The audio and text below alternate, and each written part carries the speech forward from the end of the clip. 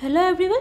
आज हम लोग जर्मनी के यूनिफिकेशन के बारे में जानेंगे और जानेंगे कि जर्मनी में उस समय कौन से कंडीशंस एग्जिस्ट कर रहे थे और किन किन की वजह से जर्मनी यूनिफाई हो पाया। ठीक है, ये रहा जर्मनी। और जो जर्मनी था उस समय वो टोटल 300 से ज़्यादा छोटे छोटे स्टेट्स में बटा हुआ था। ठीक है, तो स्टार्ट करते हैं। जो जर्मनी का यूनिफिकेशन का जो टाइम पीरियड है वो 1848 से स्टार्ट होकर 1871 में फाइनली जर्मनी यूनिफाई हो जाता है। ठीक है, तो जो जर्मनी का यूनिफिकेशन का जो प्रोसेस था उसमें फ्रांस का जो मोनार्क था नेपोलियन बोनापार्ट, उसका बहुत इम्पॉर्टेंट रोल था, क्योंकि उस समय जर्मनी के यूनिफिकेशन के समय फ्रांस के नेपोलियन बोनापार्ट का इम्पॉर्टेंट रोल था, जो लगभग आधे से ज़्यादा यूरोप जीत चुका था।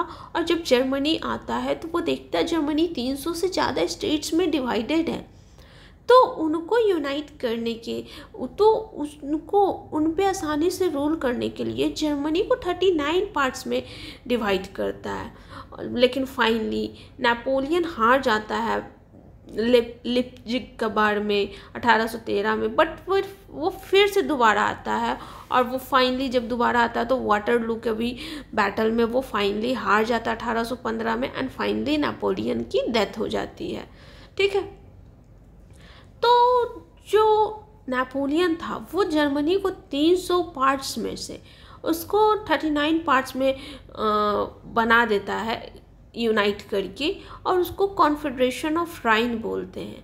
अब जर्मनी का जो यूनिफिकेशन था उसमें फिलोसफर जो उस समय जर्मन फिलोसफर्स थे उनका भी काफ़ी इम्पोर्टेंट रोल रहा, क्योंकि नेशनलिज्म का सेंटिमेंट्स उन लोगों ने अपने articles, newspapers, books, magazines, poetries के थ्रू लोगों में क्रिएट किया। ठीक है, तो अब 1815 में जब नेपोलियन का डेथ हो जाता है तो कांग्रेस ऑफ वियना बुलाया जाता है। ठीक है, अब इसमें यह डिसाइड किया जाता है कि जो कॉन्फेडरेशन ऑफ राइन है उसको एंड करना है। क्यों एंड करना है?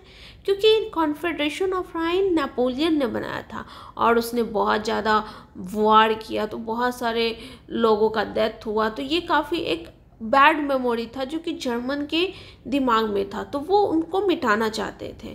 ठीक है, और उस समय जो जर्मनी का क्या कंडीशन था ना कि नॉर्थ में प्रूशिया, यहाँ पे प्रूशिया और नीचे ऑस्ट्रिया हंगरी, यही दो पावरफुल थे। बाकी दो छोटे छोटे हैं, लेकिन बाकी सारे स्टेट्स थे जो कि छोटे छोटे स्टेट्स थे और वो उतने पावरफुल नहीं थे। ठीक है, लेकिन अभी जब स्टार्टिंग है 1848 वाला समय, उस समय ऑस्ट्रिया हंगरी ज़्यादा पावरफुल है और लोग कह रहे थे कि ऑस्ट्रिया हंगरी के हाथ में ही पावर जाएगा। ठीक है, अब प्रूशिया और ऑस्ट्रिया में एक डिफरेंस ये भी है कि प्रूशिया जहाँ प्रोटेस्टेंट चर्च का डोमिनेंस था, वहीं ऑस्ट्रिया हंगरी में कैथोलिक चर्च का डोमिनेंस था। अब प्रोटेस्टेंट कौन से थे? वो प्रोटेस्टेंट्स वो थे जो ठीक है जीसस में तो मानते हैं बट लिबरल आइडिया रखते हैं। वहीं जो कैथोलिक हैं वो बस जीसस, चर्च, पोप इसको ही सुप्रीम मानते हैं, इसके अलावा किसी को सुप्रीम नहीं मानते थे।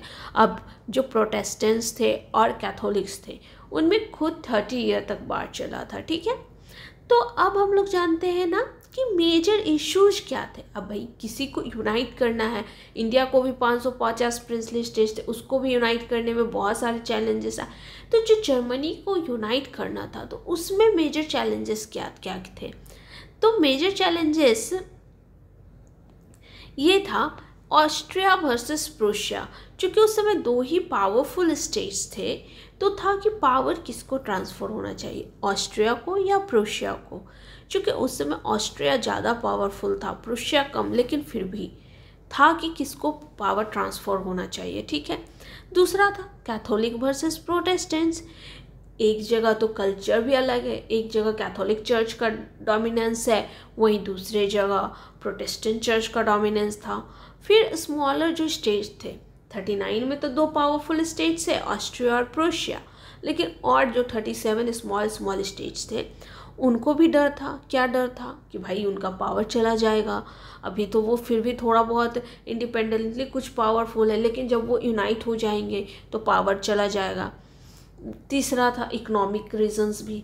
वेस्टर्न जर्मनी जहाँ इंडस्ट्रियलाइजेशन डिपेंडेंट इकोनॉमी था, वहीं ईस्टर्न जर्मनी का एग्रीकल्चरल इकोनॉमी था।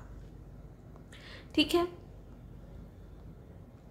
लेकिन यूनिफिकेशन का प्रोसेस स्टार्ट होता है। कैसे होता है? जो 39 स्टेट्स होते हैं ना, उनमें ये होता है, डिसाइड किया जाता है कि फ्री ट्रेड एग्रीमेंट्स किया जाए ताकि इकोनॉमिक यूनिफिकेशन हो सके ऑस्ट्रिया और प्रूशिया का। अब जो फ्री ट्रेड एग्रीमेंट्स था ना, उसको 25 स्टेट्स ज्वाइन कर लेते आउट ऑफ 39 स्टेट्स।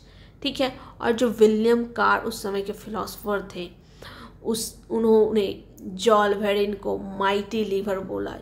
किस चीज़ का? जर्मन यूनिफिकेशन का। ठीक है, अब ये वही समय था जिस समय रोमांटिसिज्म भी बढ़ रहा था। अब रोमांटिसिज्म जर्मनी में बढ़ रहा था। रोमांटिसिज्म क्या होता है? नेशनलिज्म बढ़ रहा था। ठीक है, अब इकोनॉमिक अटेम्प्ट तो हो चुका जॉल वेरिन के साथ, जो कि फ्री ट्रेड एग्रीमेंट था।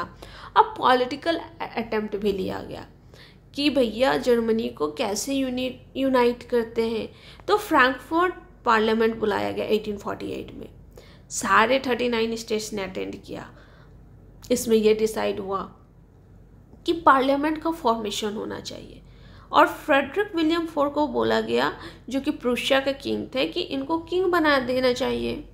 लेकिन प्रूशिया के किंग ने डिक्लाइन कर दिया, बोले कि नहीं, मुझे किंग नहीं बनना है। क्यों? क्योंकि प्रूशिया के किंग को भी पता था कि पार्लियामेंट बनने से जो उनकी अथॉरिटी और पावर है वो कम हो जाएगी। वहीं ऑस्ट्रिया था, जो कि सेंट्रलाइजेशन ऑफ पावर के अगेंस्ट था। वो लिबरलिज्म को इविल मानता था, कि लिबरलिज्म है जो कि इविल ऑफ ऑल है। क्यों? क्योंकि ऑस्ट्रिया में तो कैथोलिक चर्च थे, वो तो लिबरलिज्म को मानेंगे नहीं। तो फ्रैंकफर्ट पार्लियामेंट फाइनली फेल हो जाता है। ठीक है, इसी बीच क्या होता है? फ्रांस है जो कि अटैक कर देता है ऑस्ट्रिया पे।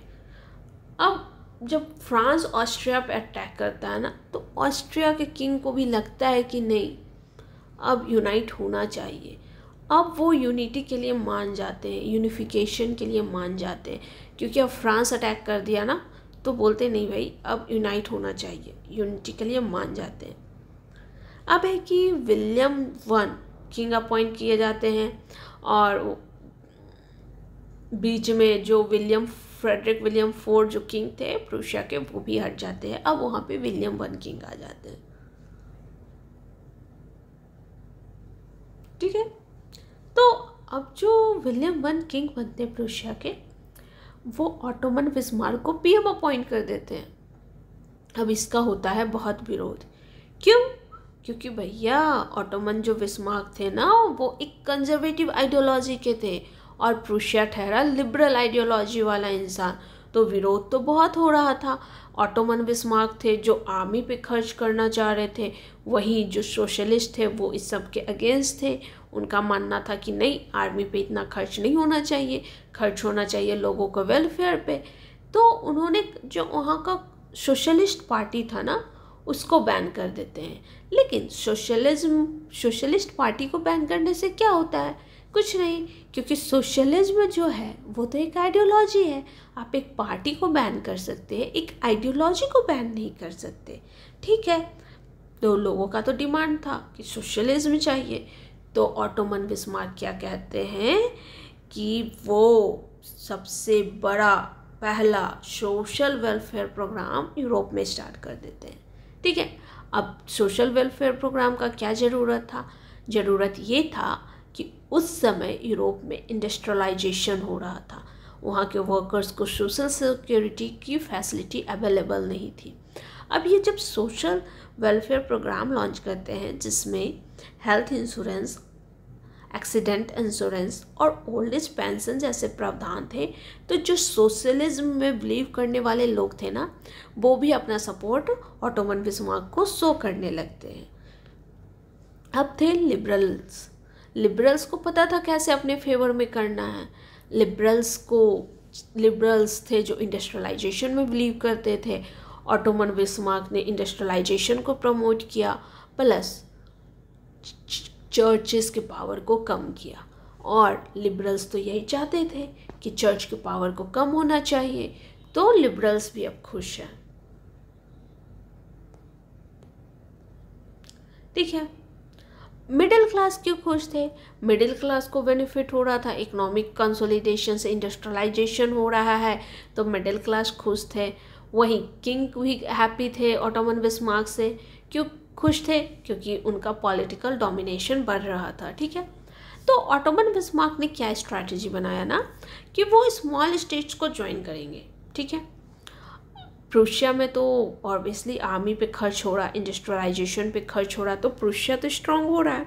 अब जब प्रूशिया स्ट्रांग हो जाएगा तो ऑस्ट्रिया को वार से डिफीट कर देंगे। ठीक है, अब वार से डिफीट हो जाएंगे तो उन्हें पता था कि जो वहाँ की पब्लिक होगी वो उतने आसानी से प्रूशिया को एक्सेप्ट नहीं करेगी, तो उसे थर्ड पार्टी का डर दिखाना है। थर्ड पार्टी कौन था? यहाँ फ्रांस था। अब ये सब में उस समय का जो कंडीशंस था, आसपास के जो भी रीजन्स थे, वहाँ का जो सिचुएशंस था, वो भी काफ़ी हेल्पफुल रहा ऑटोमन बिस्मार्क को जर्मनी यूनिफिकेशन में। ठीक है, कैसे? जब ऑटोमन बिस्मार्क ये सब सोच रहे थे, उस समय रशिया खुद क्रीमियन वार हार चुका था, तो वो ज़्यादा इंटरफियर किया नहीं। यूके था जहाँ खुद इंटरनल काफ़ी ज़्यादा रिफॉर्म्स हो रहे थे, तो वो भी इंटरफियर नहीं किया।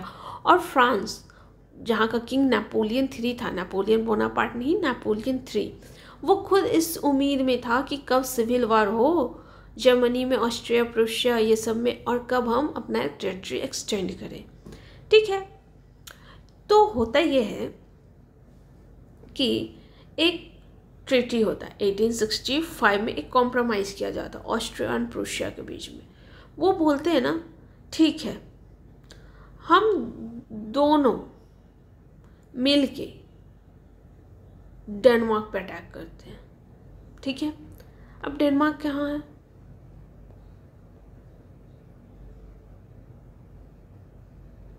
ये रहा। ठीक है, अब यहाँ से स्किल्विज और हॉलस्टीन को कैप्चर करते हैं। ठीक है,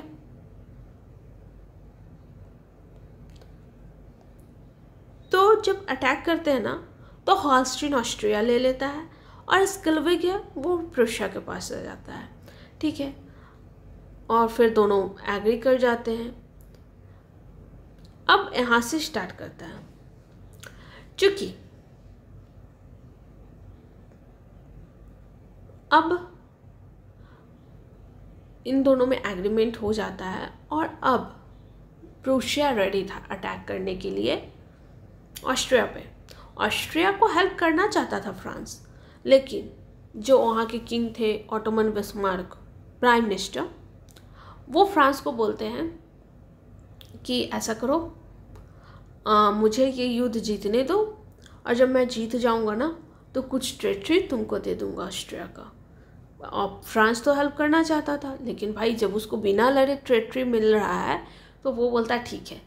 अब होता ये है कि 1866 में प्रूशिया ऑस्ट्रिया पर अटैक कर देता है, और ये इतना पावरफुल हो चुका होता है ना प्रूशिया उस समय, कि मात्र 7 वीक्स में ऑस्ट्रिया को हरा देता है। इसको बैटल ऑफ कॉनिग्रेट्स भी बोलते हैं। ठीक है, इतना फेमस वार था। अब तो ऑस्ट्रिया हार गया। अब फ्रांस को जो उम्मीद था ना कि हमको टेरिटरी मिलेगा, अब ऑटोमन बिस्मार्क पलट जाते हैं, बोलते नहीं भैया मुझे कोई टेरिटरी नहीं देनी तुमको। अब तो टेरिटरी देने से मना कर दिया ऑटोमन बिस्मार्क ने।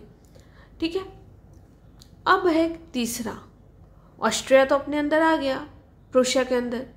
अब है कि ऑस्ट्रिया के जो सिटीजन्स थे वो अभी भी प्रूशिया को एक्सेप्ट नहीं कर रहे थे, वो प्रूशियन किंग को किंग मानने से मना कर रहे थे। ठीक है, तो अब एक्सेप्ट तो कर नहीं रहे थे, तो अब एक स्ट्रैटेजी चाहिए। स्ट्रैटेजी ये था कि फ्रांस अटैक करे जर्मनी पे। अब जर्मनी पे जब तीसरा कोई अटैक करेगा तो ऑब्वियसली जर्मनी के लोग यूनाइट हो जाएंगे। ठीक है, अब फ्रांस को उसकाने के लिए क्या किया ना, उस समय जो स्पेन था, स्पेन कहाँ था, एक मिनट, स्पेन समथिंग यहाँ है, फ्रांस के पीछे, ठीक है, स्पेन है। तो स्पेन में वहाँ रिवॉल्यूशन हुआ था और वहाँ एक किंग की ज़रूरत थी, ठीक है। तो अब जो प्रूशिया था वो बोल रहा है कि मेरा किंग वहाँ होगा। अब फ्रांस इससे काफ़ी खिन गया। क्यों खिन गया? क्योंकि वो ईस्ट में तो ऑलरेडी एक दुश्मन है प्रूशिया, वेस्ट में भी नहीं चाहता था कि एक और दुश्मन आ जाए, लेकिन अभी भी इतना नहीं था कि वो अटैक कर दे। तो अब दूसरा हुआ, जब फ्रांस का जो एम्बेसडर था वो किंग से मिलने जाते हैं कि नहीं ऐसा नहीं होना चाहिए, जो प्रूशियन किंग स्पेन में नहीं अपॉइंट होने चाहिए।